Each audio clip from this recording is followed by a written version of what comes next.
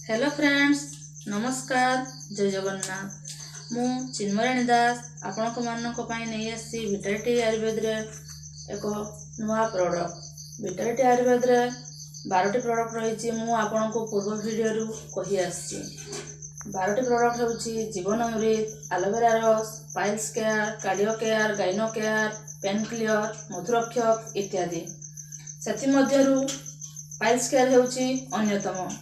Piles care होची अर्श होतिबा व्यक्तिंकर एक शानदार प्रोडक्ट। जे कोनोसी अर्श हेउना काहेकि पाइल्स केयर व्यवहार करबा द्वारा यह भल होइथाय।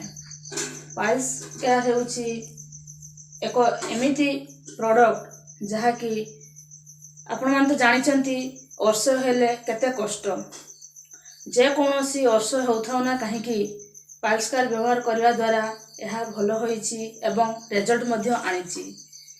आपण माने पाइल्स केयर व्यवहार करंतु आउ आपण मानको फैमिली को सुस्थ रखंतु। विटालिटी आयुर्वेद रे विटालिटी आयुर्वेद एक डायरेक्ट कांसेप्ट। विटालिटी आयुर्वेद रे इनकम रो संस्था मध्य रहिछि।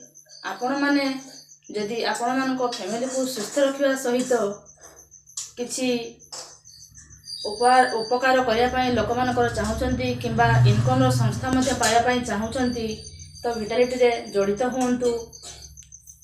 प्रोडक्ट सबू आम स्टोर रे अवेलेबल मध्य रही। आपण माने जेते बेले जो मुहूर्त रे चाहिए प्रोडक्ट पाई परिबे। आपण मानक फैमिली को खुशी रे रखंतु आउ इनकम मध्य करंतु।